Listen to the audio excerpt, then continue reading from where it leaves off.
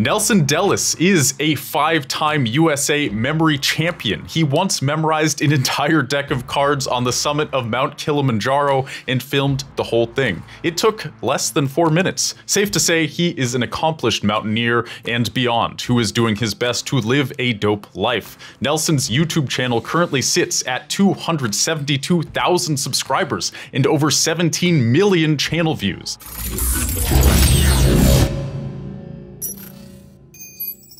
After watching through many of his videos, I've become incredibly excited to speak with him. So instead of me blathering on about who he is, Nelson, clearly improving your memory and mountaineering are important parts of your life, but more importantly, how did you come to be on this interesting path that you are on today? Yeah, you know, I never planned to do any of those things. I never planned to be on YouTube like I am, but I just kind of followed what was of interest to me, and I was super passionate about certain circumstances in my life, led those things to be more passion fulfilling than others. And that's kind of what I followed. You know, I studied a certain thing in school, physics and math, and I was going to be an astronaut. I was going to be some kind of physicist, astrophysicist, and I don't know, other things came into my life with memory, being a part of it, and my love for mountains and storytelling, which kind of leads into why I had my channel in the first place. Mm-hmm. So I feel like a lot of people, you know, we're raised in this environment, and there's kind of these, I guess, preordained paths that are laid out. Yeah. You know, become a doctor, become a lawyer, do this, study that. These are all valid paths, of course. But I guess, like, at one point in your life, did you kind of recognize that these were the options and then decide, like, I don't know if this is for me? Yeah, you know, And how was that, and how'd you make that decision? You know, I think obviously, I guess going through college was really where I started to really question and ask myself, what the hell am I doing? Like, this is where I got to decide. I'm only like 18 or 19. That's kind of crazy. But, you know, I've always been someone who follows his heart and what he wants to do and feels is right. So I knew that was always what I kind of led with. And I remember at the beginning of college, I loved animals. I still do. But I was like, okay, I'm going to be a vet. That's what I'm going to start studying. And I had to take a prerequisite of some science classes, physics being one of them. And I was sitting through that class and I was just like, man, everything this lecturer, the professor, was telling me and what we were doing was like really satisfying to me. I think I've always had this kind of curiosity about the world that, you know, I have questions about the world like anybody does. What's the meaning of life? All that stuff, right? And I remember sitting through this class being like, okay, this might give me the answers that I want, that will satisfy me. And that's kind of what I went off of. Like, I started getting really into it and passionate about it. And that kind of directed me to get my degree in that. And, you know, for a while, that was what I was going to be. I was going to be a physicist. And then, you know, I got into research and grad school and was going after my PhD and just realized I don't want to sit in a lab doing kind of really, really esoteric stuff for years. That's not what I'm about. So I kind of stumbled into one thing or another, and memory was one thing I was doing, the mountain climbing. And so I don't know where it was that I decided, like, I'm just going to do a career of whatever comes to mind.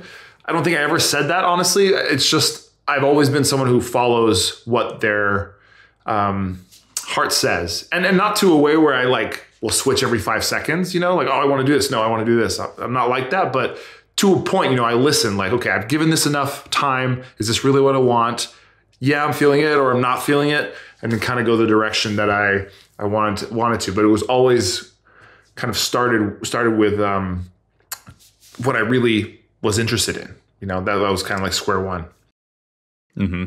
So what does your day-to-day right now look like? I guess, how many hours a week do you spend on YouTube? Like, how does your career look exactly? Could you walk us through what a day in the life is for Nelson Dellis? Yeah, so I have a lot of hats going on right now. One is just coming to an end for the summer. I teach at the university level, and the semester just ended. So typically on a Monday, I'm actually teaching all day virtually. But that's just Mondays. I have that one day. So that day is kind of shot. But mostly, you know, I'm in between teaching, grading things, doing private memory coaching, so one-on-one sessions virtually, and then kind of planning everything around that, like my memory course, writing books, and then my YouTube channel. To me, the YouTube channel is like priority number one. I would love for that to keep growing, and that's my plan. But not everybody around me feels that way. So it's kind of one of the things I have to do kind of in between the cracks, which is difficult because I'm trying to get content out there, and I'm kind of a perfectionist when it comes to delivering material. So it takes me a very, very long time at the moment. Not to mention we have kids and I work from home. So it's all been challenging. So it's really all I'm doing all day is just kind of like dancing between those spinning plates, you know? Mm-hmm. Yeah, the balancing act can be the hardest part of YouTube because a lot of people, it is a side project for them. You know, sometimes you want it to be your full-time project, but that takes time to transition there. So I guess like how have you fit in these mountain climbing excursions to what sounds like a pretty busy life? Yeah, that's a good question. You know, I've always we just moved, but I used to live in Miami. And I grew up there, so not the most mountainous place in the world. So yeah. Mountaineering, you know, or climbing was never like a day-to-day activity for me. Mentally, sure, I'm always thinking about it. But usually when I decided, hey, I'm gonna go climb, it's a big trip, right? And I kind of like made my mountaineering hobby like that. You know, I'm always going on expeditions, not just like driving out back and bouldering or hiking or whatever. I couldn't do that. So, a lot of it had to be planned. I you know, take off a few weeks, a couple of months sometimes when I was doing Everest or something like that. But it's something that I always was able to plan for. And that's easier. It's not easy when I'm gone for those long stretches, but it's easier to kind of set that up, especially with, say, YouTube and some of my other jobs. I can kind of preload a few things so that when I'm gone, it's ongoing.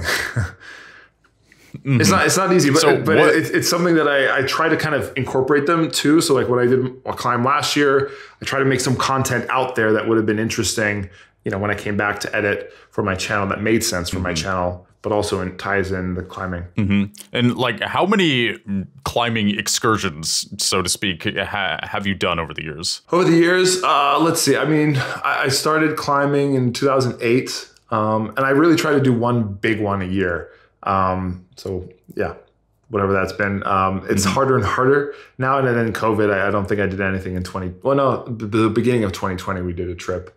But 2021, oh yeah, I did Everest. But so somewhere in the middle, I didn't really do anything for you. Oh yeah, I did Everest. Yeah. Oh yeah, I forgot about that. Yeah. So I am curious, what's the craziest thing that has happened when you're climbing a mountain? Because that seems like a pretty intense, high pressure environment. Shit, yeah. You got some stories. Yeah, I mean, most come down to like experiences I've had trying to just make it down, you know? But I think the craziest thing when I step back, it's weird because when I'm there, and even when I'm talking to people about it, it comes out so like nonchalant, but it really, if you step back and even probably from anybody who's listening's perspective would be like, holy shit, that's harrowing or crazy. But there's dead bodies, you know, that we sometimes have to just walk right over. And, you know, some have been there for many, many years. Some have just been there a year and some have just been there a few days.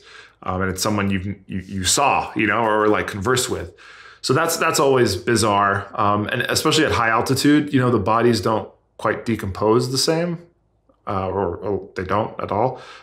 So it looks like you're walking over someone who's just like Weekend at Bernie's, you know, like, yeah, it's kind of weird. And it's crazy how your mind just like justifies it as like something that's, I guess it's probably some kind of shock or something. You're just like, yeah, it's just a body. But when I think about it, from like a third person perspective, it's like, that's pretty bizarre and strange and crazy. And that's probably part of, I don't want to say that's part of the reason you're doing it, but I feel like with these big adventures, it's like you're looking for novel experiences, however weird, however intense. Like you're kind of looking to endure it, experience it, push through it.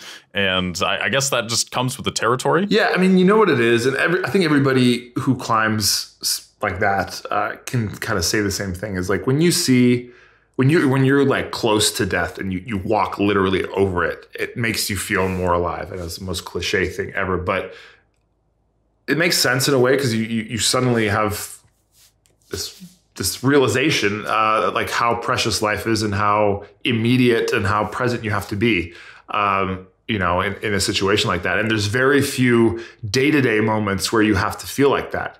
So when you suddenly get that feeling, you feel like this is what it means to be human. Like what a raw feeling. That's hard to emulate when you're going to work, just drinking a coffee. You know what I mean?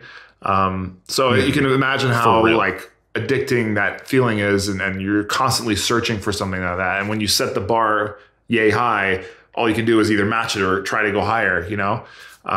So it's dangerous. It literally is dangerous, but that kind of seeking kind of pattern is also dangerous. But I feel like it's part of appreciating life in a weird way. My wife doesn't agree the same way, but well, it's like, if you're somebody who has a deep desire to do these things, I think it's important that you do them, because as you say, like you go into work, sipping your coffee, you can only get a certain amount of experiences or kinds of experiences out of that. And if you have this innate drive to do something big, then you're gonna slowly go crazy if you don't do it, right? So in some ways, like, do you feel that these adventures have actually helped your personal life in a big way to kind of help you balance yourself, and that helps you maintain your relationships and career because of the emotional stability it brings? Yes and no. Yes, I see what you're saying, but I also want to say, like, I don't think, like, for the person out there who is driving every day to get, and they're perfectly fine doing that, I think that's great too. Like, honestly, I wish I could do that at this point. You know, it's why am I sometimes question, and I have these like mental conflicts of like, why do I always have to seek these things? Why can't I just be satisfied with, you know, the moment and just being, you know, where I am and what's happening around me? And it's very difficult for me. So that sucks. That I don't like that. But at the same time, you could argue that that's the reason why I have done what I consider for my own life, in my opinion, things that I'm very proud of, right? Winning these championships, pushing my body to the limit, exploring these new places in the world. So it's kind of like a double-edged sword. And I don't know, I guess the grass is always greener, you know, no matter who you are, what you're doing, right? I'm almost somewhat envious of the person who's just chilling in their life and okay with it, you know? I can definitely relate to that. I have a similar itch where I guess I crave novel experiences is what it comes down to. Like I worked as a software engineer for a year and I made really good money and it was a very comfortable existence, but like it was just boring, I guess. And I had to do something else.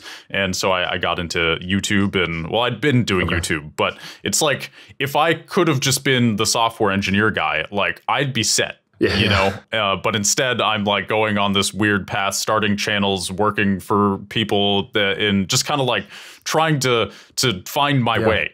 And that has frustrated me as well over the years. I can relate to that, but I guess it's kind of, we got to do what we got to do, right? Like if we had not done that, then I think there would be other consequences that perhaps are even worse. Yeah. And for me, I mean, memory is a big part of my life. And even before I started training my memory, I've always kind of like appreciated my memories. I think about them a lot and I look at photos and kind of revel in the things that I've done in my life, both good and bad and regretful and exciting, whatever. But it's like, you know, I often think that I'm trying to make my life memorable, right? As much as I can. I'm writing the story that has a start, has an end, and there's going to be a lot of traveling in between, you know? And who is that for? I mean, I don't care if somebody, when I'm long gone, is telling Nelson's story or remembers Nelson's story. Maybe my kid said like that. But just for me, while I'm here, like I like observing my own story and creating that story to make it interesting. That's just my personal desire, you know? Yeah, like being interesting is, or at least like feeling like I have an interesting life. Yeah, is just for myself. That's fine. To other people, that's cool too, I guess. But it's ultimately it's really to satisfy something within me. It's the same for you, I would imagine. So as far as like the memory thing, you being a 5-time memory champion, like how did you always have a good memory? Like why did you get obsessed with this? It seems like an extremely specific thing. Like what is it about this that made you think like I want to learn to memorize decks of cards? Well, I'd heard about it. My grandmother had Alzheimer's and passed away from it many years ago, and that's kind of when I started getting interested in the mind and the brain and how it works and memory. And I discovered that there was a championship for memorizing cards and numbers and stuff like that. And I was like, wow, the people who do this must just be naturally gifted. And lo and behold, that was like 0% of the cases of people there. It was all people who trained their memory. I thought that was such a weird concept, training your memory. And they use techniques that have been around for thousands of years, but we just don't use them anymore because we don't need to, so to speak. So I was like, yeah, well, I've always had a poor memory or average memory, nothing to write home about. And I picked up a book, started trying some of the exercises and was like, oh shit, this actually works. It's kind of a cool feeling to suddenly open up this door of having what feels like some kind of superpower. And that everybody can learn it. So I took that kind of like to the next level and was like, you know what, I'm going to try to compete in this championship and see how I do. And then the snowball rolled. And next thing I knew, I was like, I'm going to win this thing. And I spent like a year obsessively training, trying to get better and better. Dang. And yeah, kind of like built from there. So how does it feel now that you've done all these memory exercises? You're a 5-time memory champion. Like, what is it like having a really good memory? Is it objectively better than having a worse memory? Yeah, I think so. But it's, it's kind of a silly question. No, you're right. I mean, it's almost like, is it a burden, I guess, because you remember everything, but it's not like that. I don't remember absolutely everything that happens to me or everything that comes my way. It is still a selective process, but I can decide what I want to keep in the safe, and not have it like dribble out without me allowing it to. Like I can have control over the things that come in and out of my head much better than I could before. And I think that's the thing that's objectively better than not being able to do that, having no control. Most people don't know how to control what their memory does. And I'm not saying I'm 100%, but I could do a lot. And that helps me day to day, if I choose to. My wife might say I don't do it as enough when it comes to her and the family, but I could. That sounds bad, but it's all about intent. I spend a lot of time training. So sometimes when I'm done, I'm just like, I'm not going to try right now because I'm a bit spent, but it is an active process, I still have to do. And I'm guessing it is very helpful in your career as well. Like you're a guy who's more on top of things now. You remember things, because personally my memory sucks. Okay. And seeing like your channel was quite inspiring for me. I was like, oh my God, I can do exercises for this. Yeah. I can train this, because I mean I'm into exercise. I meditate a lot. That's kind of my main practice, I guess. And I get a lot of value out of that. So I've been kind of looking for new things of like, I don't know, just totally new avenues to improve myself. So this is exciting for me as a guy who may or may not smoke too much weed. Memory exercises, I'm all for it. I'm going to give it a try for sure. Yeah. And you have a couple books written on this topic as well, right? Yeah, I have 2 books. One is, 3, but one is kind of a kid's picture book about memory technique that I self-published. And then the 2 other ones came out a few years ago. One's for an adult crowd. I mean, that sounds like it's rated X or something, but it's for like the general public. And then I made one for the same kind of version, but tweaked for like middle schooler age in school, Yeah, and it covers all the techniques and kind of tips and strategies to have a better memory for day-to-day stuff. And if you want to learn how to memorize cards or names or instructions or recipes, whatever, it's all kind of in those books. That's great. I'm definitely going to be checking those out, like for real. That's not just for the cameras. So interesting. So like when you started getting attention in these competitions, like, did that change your life in a profound way? Like, what was that like for you? It was, I've always tried to feel validated in what I do. And when you spend a lot of time doing something, you hope to get that from a community of people who do the same thing. And winning that championship for the first time definitely made me feel that for the first time. I've always been interested in things and given my all in whatever I was studying or working on, but never won anything or got any accolades for anything. So that was really nice in my life. And, it is kind of a cool feeling. You want a little bit more of that, which not to say I wanted fame, but it was nice to have, these, for me, the memory records and kind of the titles, those kind of like, they state something, and it's kind of like everybody who knows about it can say, yes, Nelson was a champion. It wasn't a question. He was there, he won it. And that like proves like all the work that I put into something was worth it, So yeah, I love that. Yeah. Mm-hmm. And so as far as your YouTube channel, like what was your original goal with it? Like, was it just to share information? Was it to share your life? Yeah. I guess tell us about your original intentions and how they've evolved over time. Yeah. I mean, if you look at my first videos, I think it's of me on Mount McKinley. And there are these like, it's from like 2008, these horrible like 20-second clips of like a vista or me in my tent, nothing to do with anything, not even vlog worthy. But I don't know why I put them there. Oh, probably just to share with my team at the time. This was like, early YouTube. I don't think I was caring if I had a subscriber or not. It was just a way to like upload videos and then share them with someone else who wanted to see them from that trip. I think they're still available. I should take them down. And then I made a couple like guitar tutorials.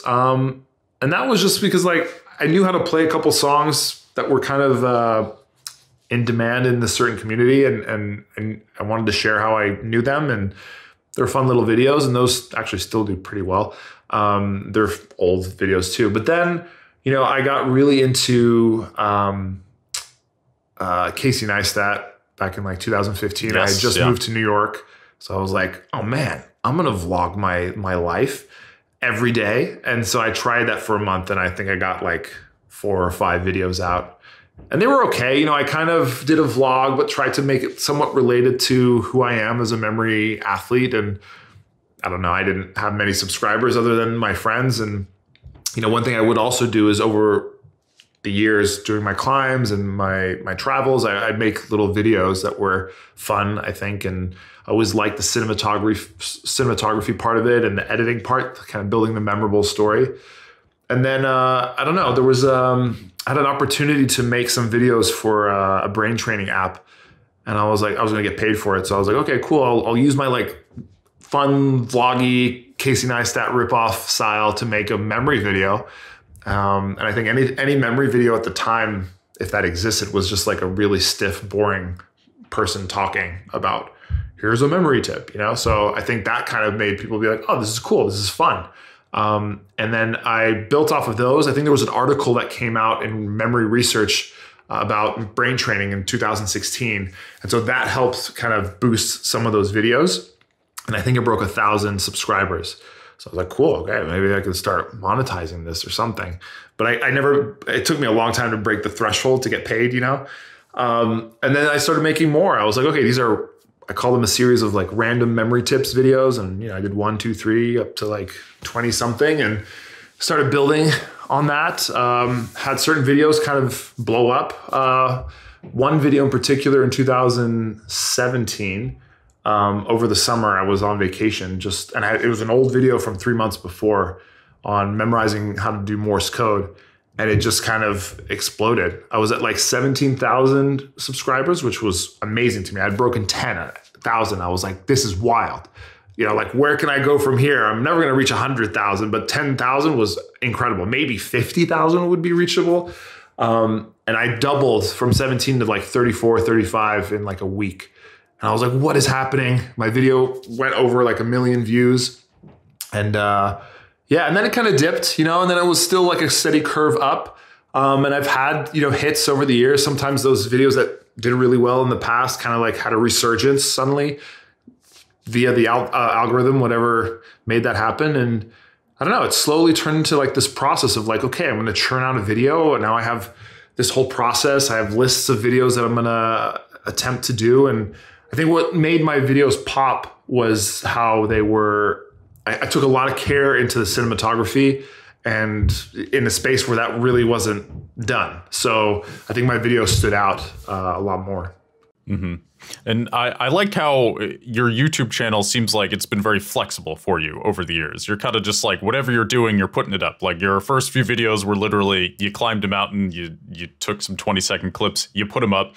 That's like the best part about YouTube, in my opinion, is how free you can be with it. And if you're patient, like eventually it'll work out. Like you had a video, the fact you had a video that was 3 months old and just started blowing up is great to me. Like that's kind of the YouTube dream, right? Is you just suddenly it starts working and you don't really know why, but here it is. Right. Well, the great thing about that video too is I think inadvertently I touched on something that frequently pops up in pop culture, so it becomes relevant time and time again. And I think that helps it. Like it was in, people reference Morse code in movies, like it was in or shows like Stranger Things, Squid Game.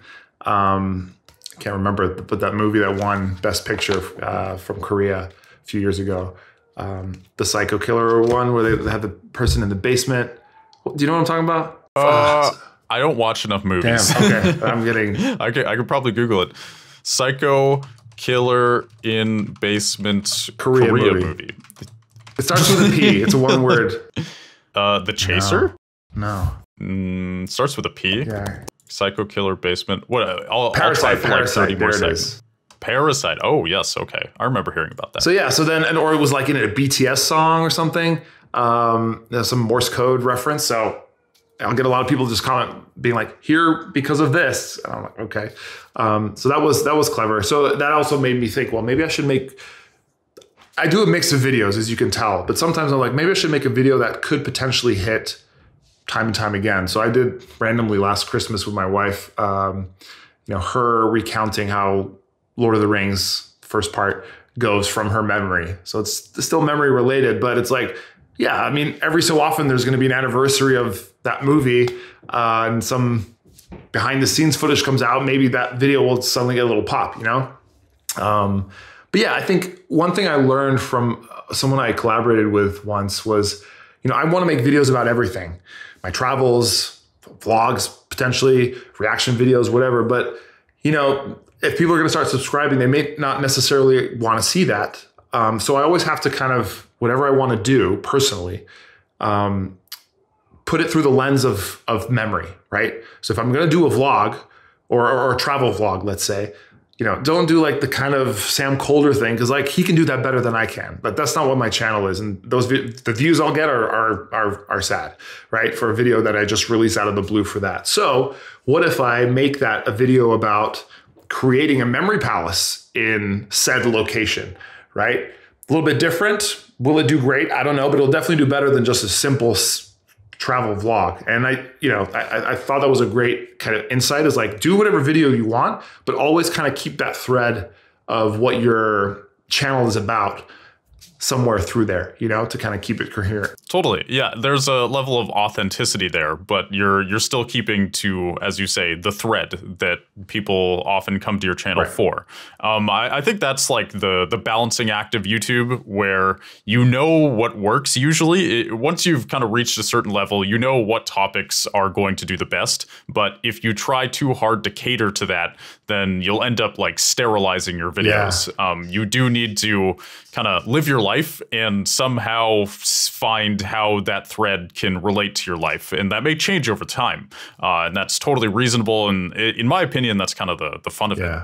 But it's yeah, definitely. But it can also be kind of difficult to navigate, because sometimes you see a video that does so well out of the blue or something, and you say like, oh, maybe I should make more videos like that, and then you run the risk of kind of like pigeonholing yourself in this style of video that will, maybe run you dry because it doesn't inspire you after you do like 3 or 4 of them.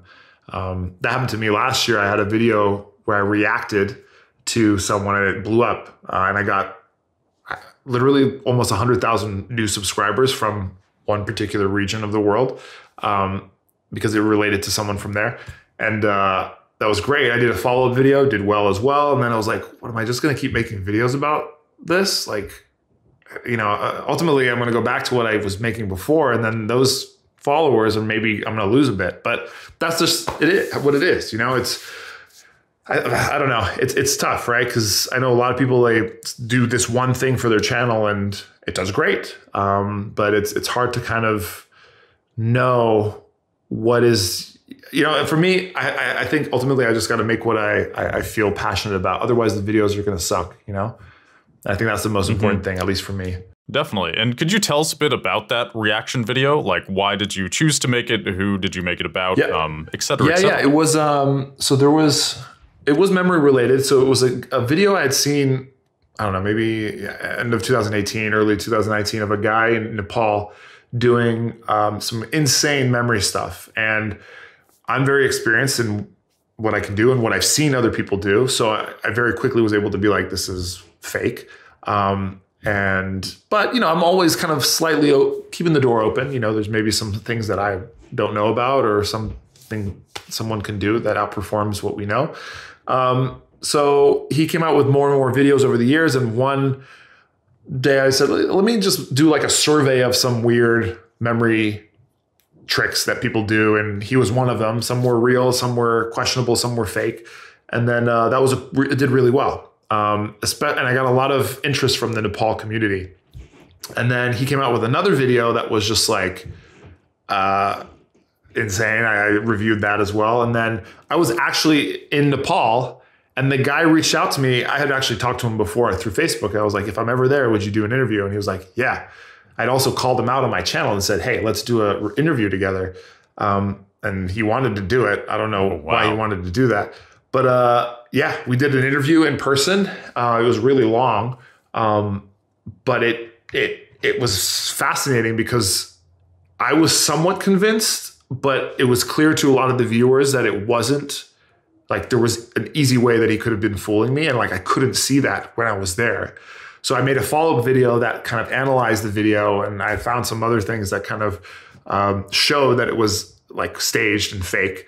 And yeah, so it just blew up in Nepal because people were doing like reactions to my reaction and detailed analysis of it. It was wild, but it really struck a chord because in Nepal, I think he was, and I still think he is, he was taking advantage of kind of how, willing people there are to believe in things like that, because he was bringing in spirituality and stuff, and they're very spiritual people over there. So it kind of blew up, and people were talking about it as if it were real. And I don't know, that struck me wrong. I felt like I needed to say something as a memory expert. So yeah, again, I was very passionate about it. But then I made those two videos, and it's like, I'm bringing attention to the guy the more videos I make. And I'm starting to be the guy who, looks at fake things. And is that what I'm going to do all the time? Wags your finger. Yeah. So I don't know. I wanted to be careful. Maybe I'll do that once in a while, but I didn't want it to be just that. Yeah, I totally get it. And it can be appealing to fall into things that blow up like that. Like, you could have become that guy. You could have been I am the memory expert, and I decide who is real and who is fake. You could have become that dude, but you didn't, and props to you. So I am curious, like, when you got all this attention, like, did it feel kind of daunting? Was it stressful? Was it exciting? Was it all of the things? And then also, how did it affect your channel beyond, I know you got 100,000 subscribers, but did a lot of those people stick around? Did they just kind of, did they watch your old stuff? How did that go? Yeah, I mean, at first, it's always nice to see that explosion, right, on your stats. But after a while, I was like, oh shit, they're all from Nepal. So I got to deliver to that audience something that makes it meaningful for them to stay. I don't know how many of them even speak English. I mean, a lot do. But, I started to have to first get a lot of my videos with subtitles in Nepalese. I thought that would be a good first move so that they had some content to watch. But then, I realized, listen, I'm not making videos for Nepali people. I just got to keep doing what I do. And if it happens to hit home to them and they want to stay on my channel, then so be it. So my numbers still grew, but not as quickly. And I probably attributed that to, I think a lot of those Nepali subscribers were, making the number go down, even though it was still going slightly up. So yeah, it became a bit daunting because now I'm trying to think of like all the analytics and like what's my channel for? Like now that I have, you know, almost a third of my viewer base is from Nepal, like should I owe them something, you know? And so that's tricky to navigate because you never like to see your channel like lose subscribers. It's like, shit, well, I want to make you all happy, right? But ultimately, again, yeah, it came down to like, I can't keep making videos for people in Nepal as much as I love that community and those people. Just go back to what, you know, my channel is all about. And that's what it's going to be. I think, you know, in terms of other changes, obviously the subscriber base went up. In terms of income, like ad revenue, yeah, it definitely went up during those months where it peaked. I think the click-through rate for the ads in Nepal, it wasn't as profitable, let's say, as if it were something that went mostly viral in the US or an English-speaking country. But it still translated to pretty good. It was like my best months I've ever had in terms of income from that. But it's kind of settled back down a little bit. And now I'm at a point, I think, where I think the main problem with my channel is that I don't produce enough content regularly. And I hope to change that. That's something I need to work on, but it's been so hard recently. And I feel like every time I make a video, I'm like setting the bar even higher. I edit everything myself. I film everything myself. It's me. There's nobody helping me. And I almost don't want anybody to help me, even though I know I should. I'm almost at that point, you know, when people start hiring editors and stuff, but it's like, I don't trust anybody enough to edit it the way I do. Even though I'm sure there's people who edit way better than I do that I could hire. So that's kind of my struggle right now with my channel. Totally get it. I've been there as well. And as far as hiring editors, so it's a different process when you're working with an editor versus when you're editing everything yourself. I would say the goal of an editor isn't so much to edit your entire video. The goal of an editor is to put enough pieces together where you aren't bogged down by the grunt work. Like when you have an editor who you work well with, then that allows you to look at every video with a bird's eye view. You know, you're not in the trenches, you're kind of up here and you're able to be more objective. And so the editor will get you like 95% of the way there. And then you can kind of just take what they did and then tweak it to match what you want.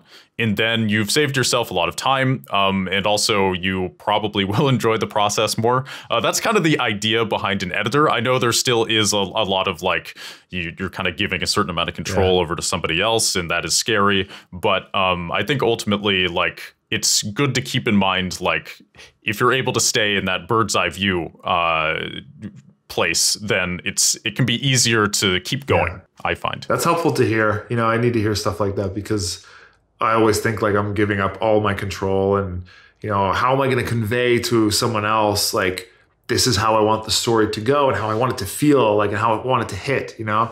They're not going to know that. Maybe they'll learn it over time, but like, can I afford that? Like, can I have just like 3 videos that don't feel like Nelson's videos just so that eventually they get good? Yeah, it's like a tricky thing, but I think I'm almost at the point where it's like, I have to if I want to see more growth, you know?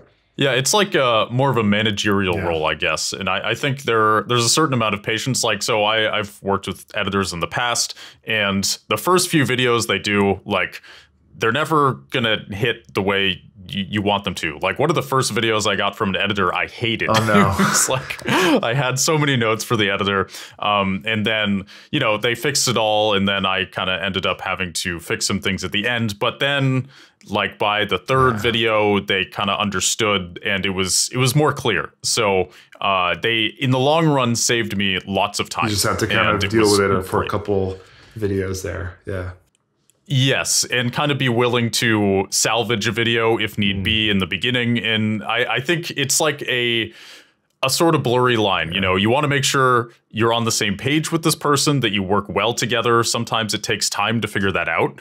But I'd say ultimately, if you feel like you vibe with somebody, then you can make it work, even if it takes a few tries. Okay. Yeah. That's good to hear. So that's my pep Thank you. talk for you. I need to hear that. That's great. From another accomplished YouTuber, I need to see how other people are dealing with that feeling of like, how do I give this out a little bit? Yeah, it's weird. It's super weird. I get it. So, okay, you're at a point where you're trying to put out more content on your channel. You're figuring out exactly how you want to do that. Are there different kinds of things that you're looking to cover in the future? Like, what is next for you? Yeah, I have lists of things that I've meant to do years ago that I haven't. Sometimes I hear people put comments and they're like, "Oh, I miss your old stuff where it was like more how to," and it's like, yeah, okay, I'd like to get back to that. I do miss those where it was literally a video on how to do something, because I did a few of these reaction things and kind of like more artsy, like look at me doing something, right? Like whether it was memorizing something interesting or accomplishing something interesting, but I don't know. I'm trying to figure that out. I'm just trying to like play catch up and get the videos that I think would be interesting for me to make, but also for people to see and learn something from those videos out. So yeah, just trying to check off the list of videos I have left.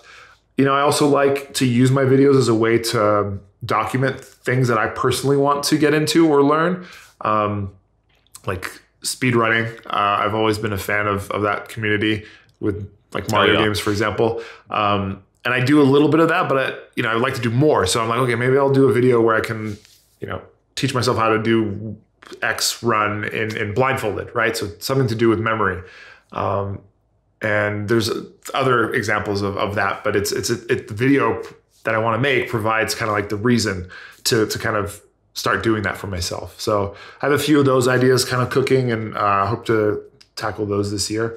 Right on. So I am curious, in what ways are you monetizing your channel? Obviously, you have some books out that I'm sure your subscribers buy, but like, do you use affiliate links? I know that you have ads on your videos. Like, how are you monetizing? Yeah, so I have ads on my video. That's probably where I make the most when it comes to those, just direct from YouTube. I've had some sponsorship deals, as you see, not Squarespace, but like Skillshare, some VPN stuff. But I don't make much from those because like my videos, some are making millions of views and some are making like 5,000 views. So I think when a company approaches me, they're like, oh, we're going to go based on your average views in the last 5 videos. And I'm going to end up making a few $100. It's like almost not worth it. And so those, once in a while, I'll agree to it.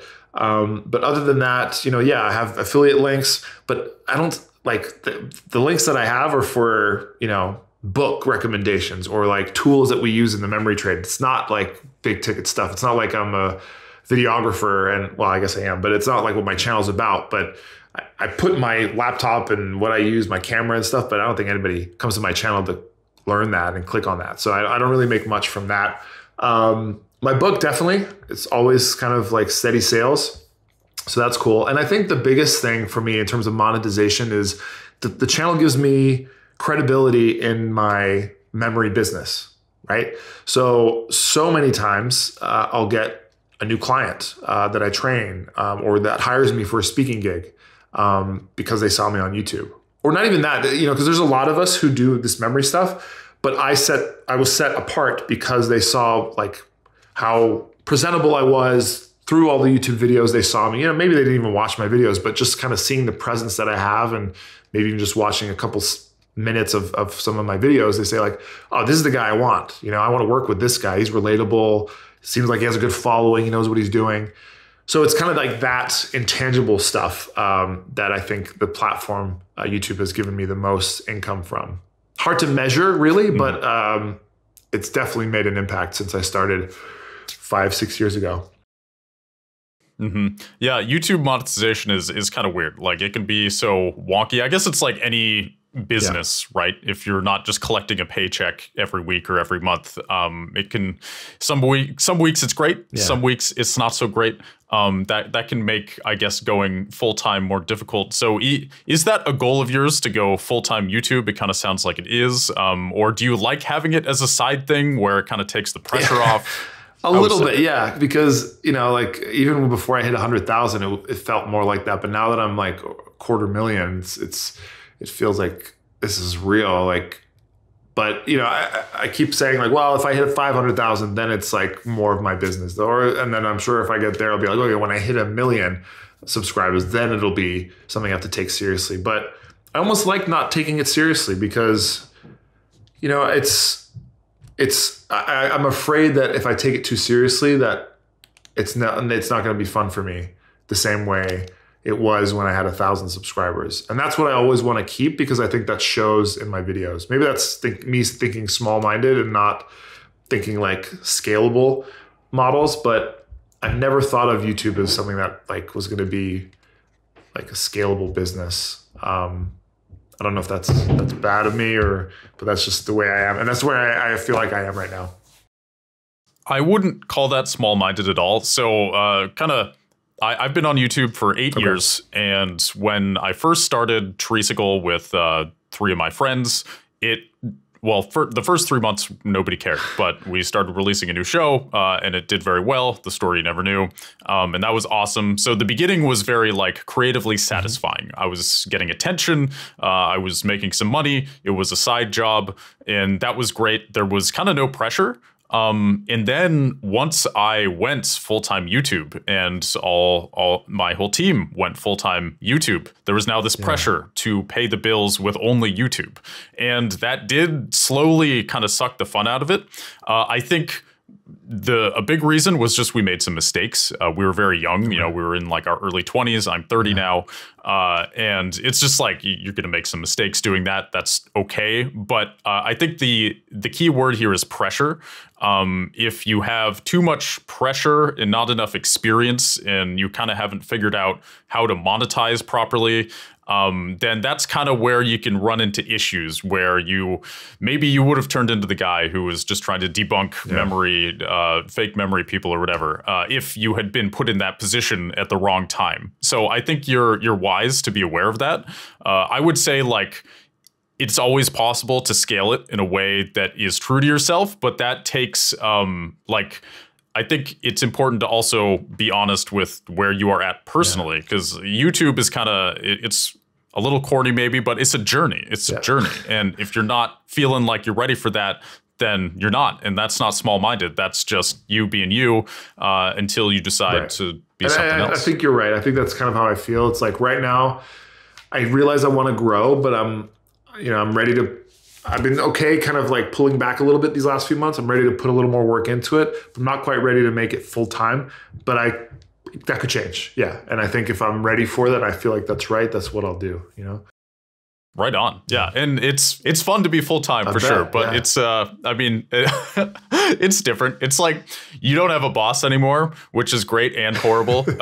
You can do nothing all day. Yeah. It's different. Like you have a family and I think you have more. When I was like 23 and just. I can imagine, man, if I was 23 doing this, wow. Fun. It'd be fun. It was fun. It was also like, I don't know. It was just like a lot of wasted time, you could say, of just like, I got enough time to finish this video. Yeah. I'm just gonna do nothing and work on it at midnight. Yeah, and, there's pros and cons to that for sure. Yeah. Mm-hmm. So yeah, it's I don't know. It's been fun for sure. But now I've taken a step back from my channel and I haven't posted there in a few months, and it feels kind of nice to make money in other ways. It's taken the pressure off. I feel like I'm able to create again. That's another thing is, if you're trying too hard, you may burn yourself out. Right. And I don't know. That's my spiel. Yep. No, all super helpful. I mean, I forget this interview. Thank you for the tips. It's always nice to hear that from another YouTuber. Yeah, right on, man. And so, do you have any tips for somebody who is just starting out? Like they maybe have a video or two, or they haven't started at all?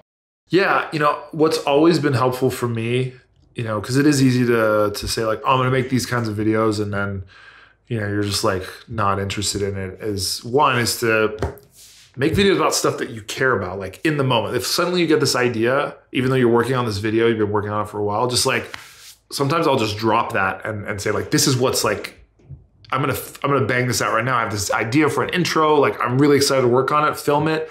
I like get that done, you know, and what comes out of it is something that's like super pumped up and exciting to me, and the end result is exciting too.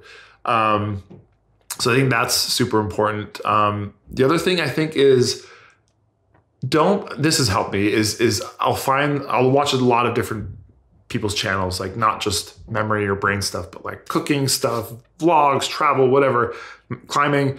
And, you know, I have my favorites in different genres, or I'll learn about new ones, and I'll see the style of how they make their videos, and like I'll emulate it, you know, and I'm not afraid to do that in a tasteful degree, right? Not like rip it off, but like the way certain pacing feels with certain videos, how they kind of shoot things, I'll be like, oh shit, let me just try to do a video like that. And that makes it super fun, because you kind of have like you're copying in a way like an art piece, but like translating it to your style. You're incorporating your style, but also into your genre as well. Like there's a great cooking channel that I discovered just a few months ago, and I love the way he makes his videos. And I'm doing one of my memory videos kind of like as a tribute to that style. You may not even be able to tell, but it's definitely inspired by his. And I've had such a blast making this video. And I think that's what you want, is to make videos that are exciting and that interest you. Forget about who you're making it for, you know? And I like that idea of when you get an idea and you're pumped to do it, just kind of like doing it kind of as quickly as possible, if possible. And that can be huge, because you're almost like proving to yourself that the idea that you got really excited about is worth doing. So it's kind of like the more times you translate ideas into reality, the better you get at it. Like that is a skill in and of itself, that it's kind of abstract, but it's totally real. And I definitely feel you on like getting inspired by other YouTubers and then wanting to like take that and add it to your videos. I'm glad you mentioned Casey Neistat earlier. He has definitely inspired lots of kind of passion project videos I've done. Not so much ones on Treeschool, but like other channels I've done. And yeah, it's fun to like, you see some videos that really get you pumped, and you're like, oh my God, I could do that. And then you do, and then it's awesome, and it feels good, man. Yeah, exactly. Yeah. But that's the fun of being an artist, I suppose. Yeah, is just trying new things and collaborating, even if people don't know they're being collaborated with, because you kind of emulated their ideas a little bit. Well, I mean, we're all trying to find our style, right? But you know, I think you try early on different things that inspire you, and it's going to feel like a complete ripoff at the beginning, but eventually you'll be like, you know what, I like this one piece of that style, and then I like kind of this, and then you find out you have some kind of like mishmash of it, and that's like what your videos are like, and then you've suddenly stumbled upon what your kind of formula is for, you know, a Nelson video, right, or a Grant video. So if people are struggling to find their style, I think you start by what triggers you like into making a video, an exciting video for yourself, and just copy it. Yep, definitely. Love it. So true. Couldn't agree more. Well, Nelson, this has been great. Thank you so much for talking to me. Why don't you tell people where they can find you, about your website, all that good stuff. My website's nelsondellis.com. It's mostly about my memory stuff. You can reach out to me there if you want to learn more or chat with me about it, have some lessons, whatever. But then my YouTube channel, all that content's on there. It's more like a YouTube version of the serious stuff, but it's definitely fun to check out. It's free, of course, and you know, you can check out my books on Amazon as well if you just search my name. Right on. Well, thanks again for joining me, and whoever you are watching this right now, I'm glad you were here and listening, and hope you learned as much as I did.